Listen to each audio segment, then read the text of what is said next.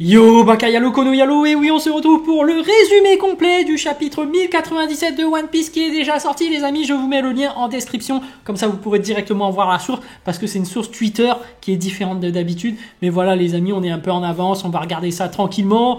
Donc les agents secrets des États-Unis d'Amérique du Nord font de l'excellent travail, ils sont toujours là comme d'habitude. Donc comme d'habitude, on regarde ça, et voilà, les amis, on va commenter, évidemment.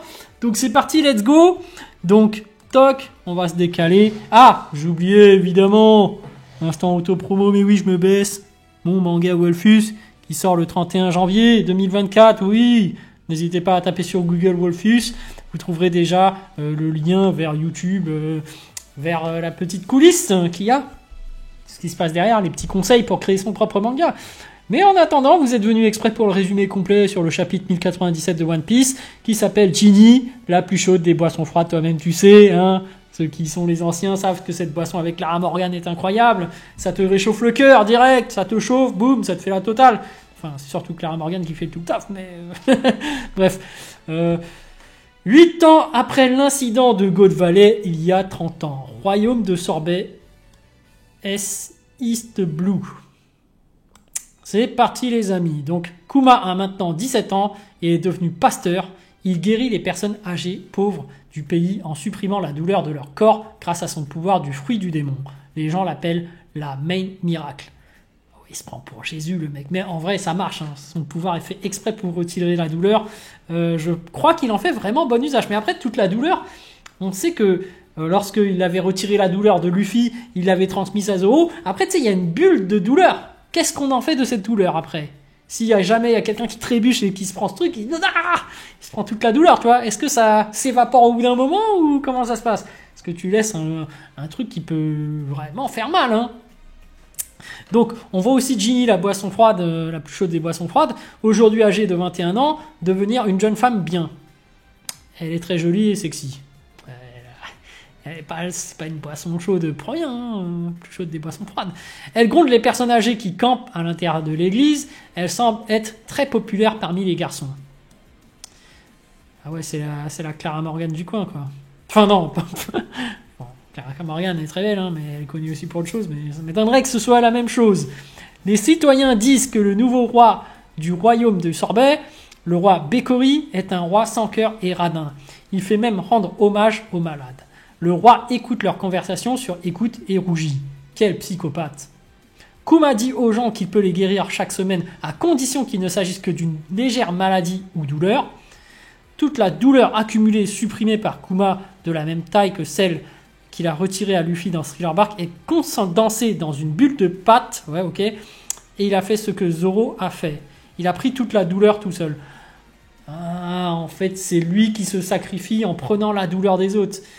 Mais peut-être parce que c'est un boucanier, du coup il a une constitution plus grande et du coup il peut encaisser plus.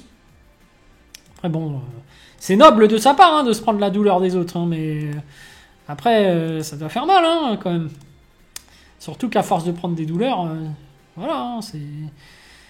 Mais bon, après c'est noble, c'est Jésus. Ginny pleure et dit que Kuma fait ça chaque semaine et que les gens ne le savent pas. Kuma dit qu'on ne peut rien y faire parce que quelqu'un devrait prendre toute la douleur et la souffrance qui ont été supprimées, sinon elles ne disparaîtront pas. S'il laisse tranquille la masse de douleur et de souffrance, elle reviendra simplement à celui à qui il l'a retirée. Mais Kuma dit qu'il est heureux parce que tous ceux qui l'ont aidé étaient heureux. Et si tu balances une machine dedans, genre une machine ça ressent pas la douleur, c'est métallique, du coup c'est lui qui se prend les dégâts, non ? Je sais pas. Ah bon. Après bon, j'admets que c'est noble, hein, c'est un peu en mode Jésus là, je me sacrifie pour les autres. Kuma c'est un bon, hein. Franchement là, chapeau à lui. Il y a 25 ans, Kuma a maintenant 22 ans. Ginny a demandé à Kuma de l'épouser, mais Kuma refuse. Ginny est furieuse et continue de lui faire pression.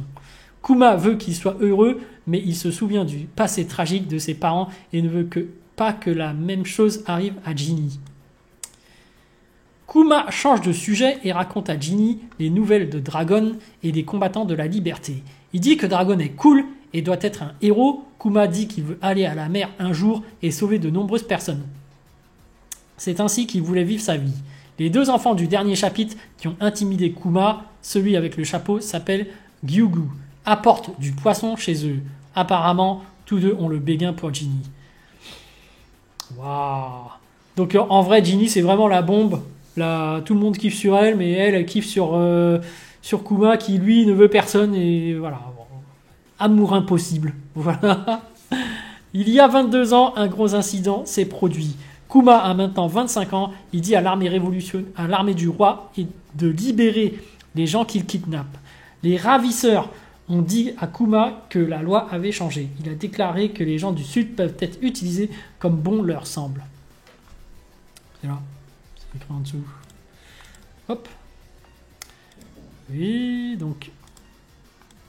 En vrai, c'est intéressant, hein. Kuma, son origin story, c'est quelqu'un de bon. Hein. C'est quelqu'un de bon. Après, comment il est devenu celui qu'il est actuellement. Kuma s'est mis en colère parce qu'il sait qu'ils en feront des esclaves et les attaque avec Ursus Shock. Le roi a expliqué que le royaume Sorbet sera divisé en deux parties. La partie nord sera le véritable royaume du Sorbet. La partie sud est l'endroit où vivent les personnes âgées qui ne peuvent pas payer le tribut. Ah ouais, il y a cette histoire de tribut. Ah, les dragons célestes, c'est des enflures. Le roi les appelle des obstacles, mais après c'est un peu les impôts. Hein, voilà, hein, comme notre société actuelle, hein, tu payes les impôts. Hein. Donc nous aussi, nous vivons sous le joug de... Non mais après, cet argent sert quand même à améliorer... la société, hein, les écoles, les routes, tout ça. Donc bon, il faut payer les impôts, c'est tout. Donc c'est la loi. Le roi les appelle des obstacles. L'église de Kuma se trouve également dans la partie sud. Le roi pense qu'en faisant cela, le royaume du Sorbet prospérera. On voit Kuma, Ginny et les 3 autres personnes, dont les 2 enfants du dernier chapitre, dans une cellule de prison. Kuma porte désormais son chapeau signature. Tout d'un coup, les combattants de la liberté arrivent et attaquent le royaume Sorbet et éliminent le roi. Wow. Dragon et Ivankov apparaissent. Iva a dit « Hey Kuma, si tu es toujours la même personne qu'à l'époque, allons changer le monde !»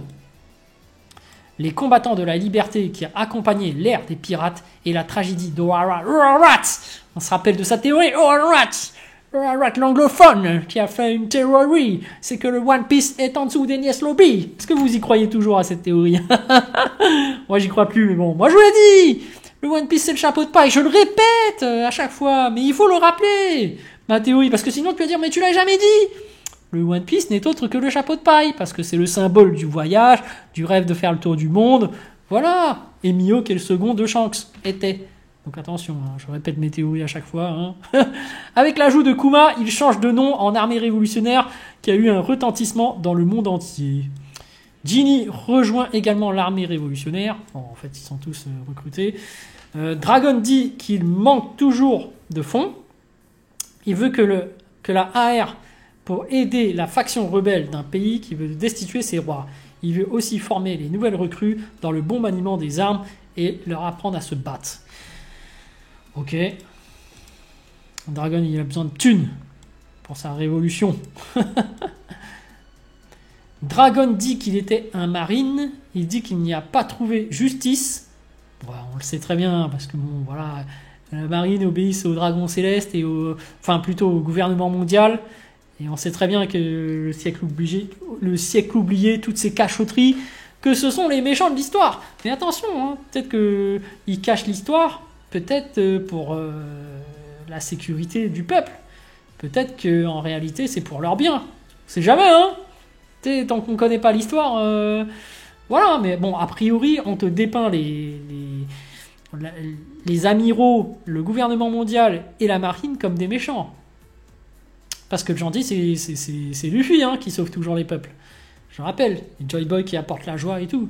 Donc, bon, Kuma dit qu'il suivra Dragon. Dragon dit qu'il ne lui fera pas regretter cette décision. Kuma revient de temps en temps visiter son église. 8 années supplémentaires se sont écoulées, il y a 14 ans, dans un certain royaume. Nous voyons Ginny, elle est désormais commandante de l'armée de l'Est. Donc voilà, YC combien? YC 3. Faut savoir de quel niveau elle est, parce que nous, ce qui nous intéresse, c'est le niveau de puissance. Hein. On aime bien les débats de puissance. Donc Ginny, est-ce qu'elle peut rivaliser avec Kizaru? On aimerait bien savoir. Je rigole. Elle est désormais commandante de l'armée de l'Est. Elle est très heureuse parce qu'elle rejoindra l'équipe de Kuma le lendemain. QG de l'armée révolutionnaire, Baltigo. Quelqu'un rapporte à Dragon que Ginny a été kidnappée. Celui qui a rapporté a dit qu'il y avait un ennemi inattendu. Note de fin, une nouvelle inquiétante. Bon, les amis, résumé complet, c'était intéressant, mais bon, moi je voudrais un peu plus d'action. Bon, en vrai, on est dans le passage de l'histoire de Kuma, donc c'est très intéressant de voir que Kuma était une bonne personne, capable de se sacrifier pour les gens. Donc on suppose que cette personne aura un rôle important, même où toutes les autres histoires vont converger.